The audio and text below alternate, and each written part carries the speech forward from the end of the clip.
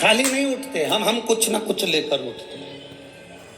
किसी गुरु की सेवा मिली है ना, गौ माता की सेवा मिली है ना, संत की सेवा मिली है, सदगुरु की सेवा मिली है, किसी को आप प्यासे को पानी पिला रहे हैं, भूखे को भोजन करा रहे हैं, वो सेवा यदि आपको मिली है उसका फल मिलता है। एक बार गुरु नानक देव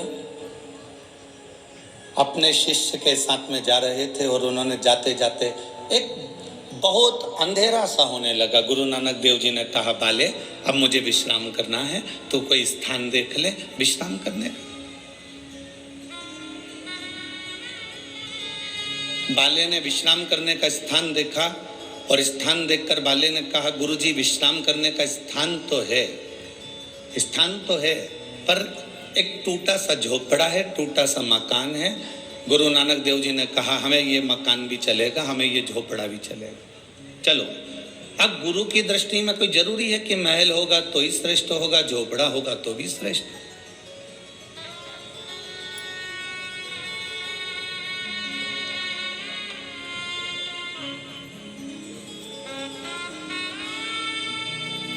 बड़ा महल हो उसमें ज्यादा भजन होता है, या छोटा झोपड़ा हो उसमें ज्यादा भजन होता है।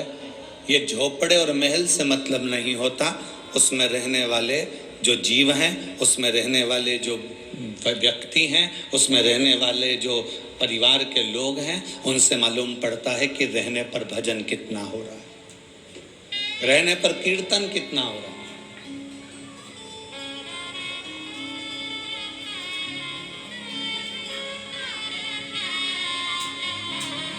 उसमें रहने वाला भगवान की अविरल भक्ति को कितना धारण कर रहा है।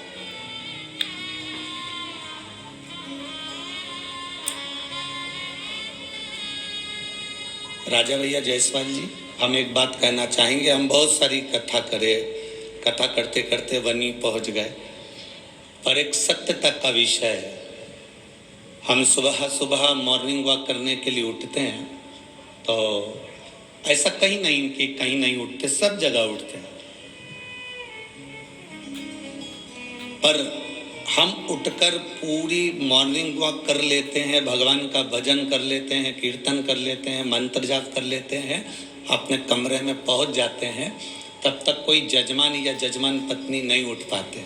पर आपके यहाँ ठहरे पहले दिन से देख रहे हैं कि हम उठते हैं, उसके पहले आप लोग उठकर झाड़ू भी लग जाती है, रंगोली भी डल जाती है और दिया भी लग जाता है।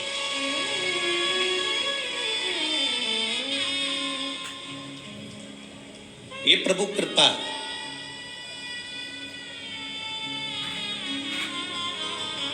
एक ये राजकुमार जी जायसवाल जी का घर देखा, और एक छत्तीसगढ़ में हम कथा करने गए थे, वहां पर भी एक जायसवाल परिवार ने कथा कराई। क्या नाम था उनका? वेणुगोपाल जायसवाल।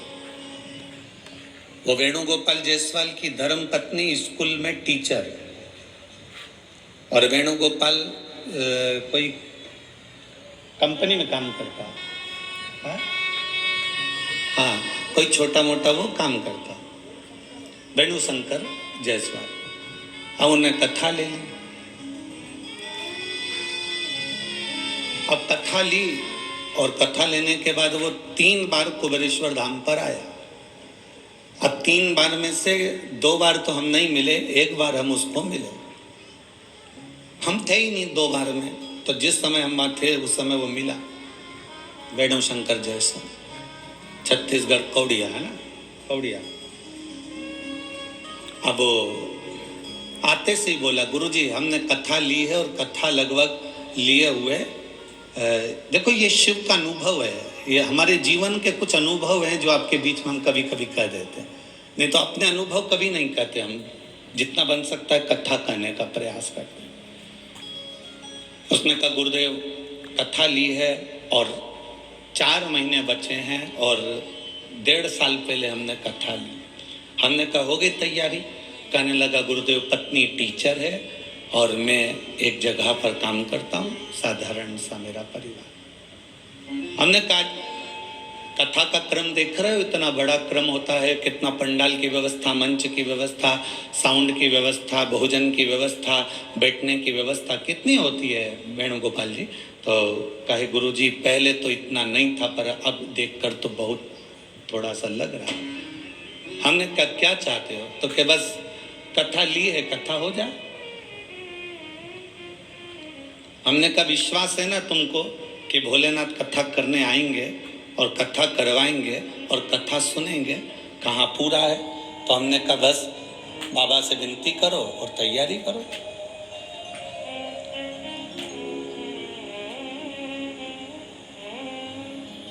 गए, उनके दोस्त ने उनको कह दिया कि एक प्लाट खरीदना है और उस प्लाट में मैं चाहता हूं कि तू भी मेरा पार्टनर बन जा। उसने कहा पार्टनर तो बन जाऊंगा, पर इतना धन नहीं है कुछ भी, थोड़ी सी पैसा कथा के लिए रखा है, शिव पुराण करवाना। तो कहा जो शिव पुराण के लिए रखा है चल वो ही लगा दे उसमें से। वो शिव पुराण का थोड़ा बहुत जो इकट्ठा करके रखा था वो प्लाट में लगा दिया। वो प्लाट आ गया शहर के अंदर। शहर में ऐसी जगह आ गया कि उसको एक कंपनी को जरूरत पड़ गई। 4 महीने के अंदर ही कंपनी ने वो प्लाट करोड़ों में खरीद लिया, और करोड़ों में खरीदा और बाबा की कथा। एक विश्वास की दृढ़ता होती है, एक भरोसे की दृढ़ता होती है।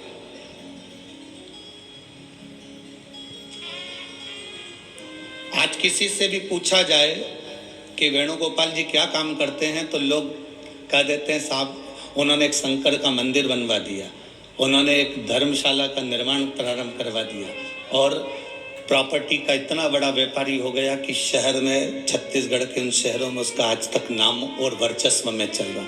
ये बाबा देने वाला, आपका तो विश्वास दृढ़ है। आप भरोसे के साथ कहते हो कि हम आपसे भी कहते हैं, यहाँ जितने कथा सुनने आते हो बाबा से, तुम जब प्रार्थना करो, अपने दादा की जब गोद में बैठो, अपने बाबा की जब गोद में बैठो, तब उस समय तुम्हारा विश्वास इतना पक्का होना चाहिए कि शंकर कोई और नहीं, शंकर मेरा वो रब है, शंकर मेरा वो गुरु है, शंकर मेरा वो भाव है कि मैं उनकी गोद में जब बैठूंगा तो मेरा बाबा मुझे खाली नहीं छोड़ेगा। मैं उसकी गोद से जब उठूंगा तो कुछ ना कुछ लेकर उठूंगा।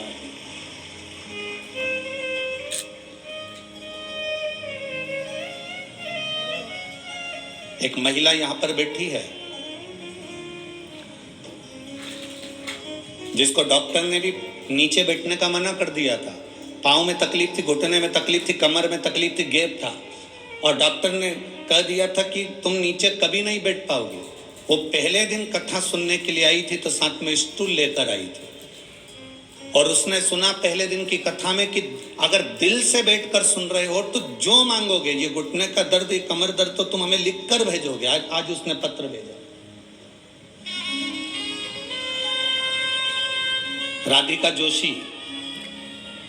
भद्रावती जिला चंद्रपुर से आई है।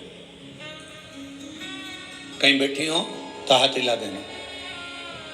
भद्रावती जिला चंद्रपुर। 3 साल से मेरे पैरों में तकलीफ थी। ऐसा कोई हॉस्पिटल नहीं है जिसमें मैंने इलाज नहीं करवाया। नीचे 3 साल से नहीं बैठ पाई थी। कहाँ है? हाथ हिलाओ एक बार। हाँ ठीक है, दिख गया। 3 साल से मैं नीचे नहीं बैठ पाई थी, पर पहले दिन की कथा में आपने जो वर्णन किया था, उसके बाद मैंने भी मन में सोच लिया भोलेनाथ मैं कल कथा सुनने के लिए आऊंगी। अगर तूने मुझे इतना बल दे दिया, मैं नीचे बैठकर कथा सुनना चालू कर दूं और मेरा पाँव चलने लगेगा, तो मैं तेरी 7 दिन की कथा सुनूंगी। बाबा 2 से 3 दिन मैंने यहाँ कथा सुनी और बाबा की कृपा से मेरे पैरों ने काम करना प्रारंभ करा। अब घर पर भी मैं नीचे बैठ सकती हूँ और कथा में भी नीचे बैठ सकती हूँ। ये शिव तत्व, बैठो बहन, शंभु शिव तत्व, ओघड़ी शंभु है।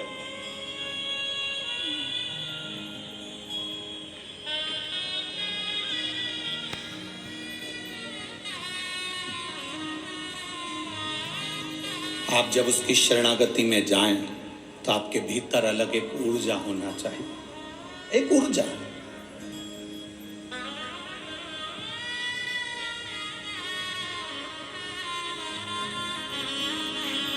हम जिस नगर में, शहर में, सीहोर में रहते हैं, उस नगर में, शहर में, सीहोर में जिस रोड पर रहते हैं, वहाँ हमारे पास में डाकघर है, पोस्ट ऑफिस, और पीछे वाली रोड पर गुरुद्वारा।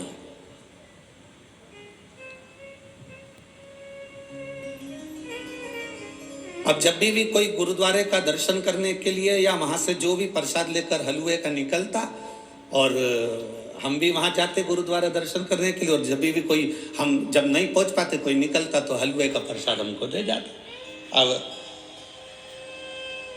जितने गुरुद्वारे से आने वाले, हम उनसे एक ही बात कहते हैं, दादाजी से मिली आए? तो वो मुस्कुराकर कहते, गुरु जी तुम भी क्या बात करते हो, हम गुरुद्वारे गए थे, गुरु नानक देव जी के पास गए थे। हमने कहा वही तो दादा है, दादा के पास बैठोगे ना तो कुछ ना कुछ तो मिलेगा ना, जैसे हमको हलवा मिल जाता है, प्रसाद मिल जाता है, उसी तरह जब हम शिव के पास बैठते हैं, हम औघड़ी के पास बैठते हैं, हम किसी सदगुरु के पास बैठते हैं, हम किसी संत के पास बैठते हैं, तो हम खाली नहीं उठते। अगर किसी गुरु के पास में भी आप, भले गुरु ने तुमको प्रसाद नहीं दिया, भले गुरु ने तुमको कुछ नहीं दिया, भले गुरु ने तुमको एक शाल तक नहीं उड़ाया, एक माला तक नहीं दी, एक तुलसी का पत्ता भी नहीं दिया, एक रुद्राक्ष भी नहीं दिया, भले गुरु ने तुमको कुछ नहीं दिया, पर तुम गुरु के पास जाकर बैठे हो, मतलब तुम्हें कुछ ना कुछ, तुम चले भी गए तो मिलेगा। गुरु नानक देव जी ने कहा, पता करो मुझे यहाँ विश्राम करना है। बाले ने पता करा, सामने एक झोपड़ी है, झोपड़ी में एक माता रहती है, वो माता के घर में अपन रुक सकते हैं, पर दिक्कत केवल इतनी सी है कि माता के घर में इतनी जगह नहीं है। मत होने दो, अपने को क्या करना है, थोड़ी सी जगह में रुकना, रुकने की तैयारी करो। झोपड़े में गुरु नानक देव जी रुके, झोपड़े में रुके, और झोपड़े में गुरु नानक देव जी रुक कर जब वापिस चले, झोपड़े में रुक कर जब गुरु नानक देव जी वापिस चले, जाने के बाद गुरु नानक देव जी से बाले ने कहा, आप इसको कुछ दोगे नहीं? गुरु नानक देव जी ने कहा, रुक गए, प्रसाद पा लिया, बस चलो। अरे आप इतने बड़े गुरु हो, आप कुछ दोगे नहीं? गुरु नानक देव जी ने कहा, बाले तो चल रहा है कि मैं जाऊं? गुरु नानक देव जी भगवान का राम नाम स्मरण कर चलते रहे, आगे बढ़े। 4 साल तक गुरु नानक देव जी उस गांव में नहीं गए। 4 साल के बाद गुरु नानक देव जी उस गांव में गए, तो जहां झोपड़ा था वहां महल बना हुआ था, और बाले ने कहा, गुरुदेव यहाँ महल? गुरु नानक देव जी से कहा, पता करके आऊं वही बूढ़ी माँ रहती है कि कोई दूसरा रहता है? जब जाकर देखा तो वो बूढ़ी माँ गुरु नानक देव जी का इंतजार कर रही थी कि जिसने कदम रखकर मेरे झोपड़े को महल बना दिया, वो गया कहाँ? वो गया कहाँ? आप शंकर जी के मंदिर में जाते हो तो आपके मन में आता है, मैंने पशुपति व्रत करा, भगवान ने क्यों नहीं सुना? मैंने इतने साल जल चढ़ाया, मैं 4 महीने से भगवान को जल चढ़ा रही हूँ, मैं 3 महीने से भगवान को जल चढ़ा रही हूँ, मैं 6 महीने से भगवान को जल चढ़ा रही हूँ, भगवान मेरी सुनता नहीं है। गुरु जी तुम तो झूठ बोलते हो कि भगवान सुनता है। मैं तो 5 महीने से चढ़ा रही हूँ, मैं तो 3 महीने से चढ़ा रही हूँ, मैंने तो 2 बार पशुपति व्रत कर लिया, मैंने तो 4 बार पशुपति व्रत कर लिया, मैंने तो 8 बार पशुपति व्रत कर लिया, मैंने तो ये कर लिया, मैंने तो बेलपत्री चढ़ा ली, भगवान मेरी सुनता नहीं है। गुरु जी तुम कहते हो भगवान सुनता है, मैं साल भर से भगवान को जल चढ़ा रही हूं, भगवान मेरी नहीं सुनता। आपसे निवेदन है, गुरुजी ने जल चढ़ाने का बोला और तुमने जल चढ़ाना प्रारंभ करा, तुमने जल चढ़ाना प्रारंभ करा, कोई तुमने पाप नहीं करा। अगर आज तुम खड्डा खोद रही हो, उसको खोदते जाओ, खोदते जाओ, खोदते जाओ, उस खड्डे में पानी जरूर निकलेगा, ये निश्चित है। उसको खोदना पड़ेगा, जाते जाओ, उसके दरवाजे से तुम्हें कृपा जरूर मिलेगी, उसकी दया जरूर होगी, उसकी कृपा दृष्टि जरूर होगी।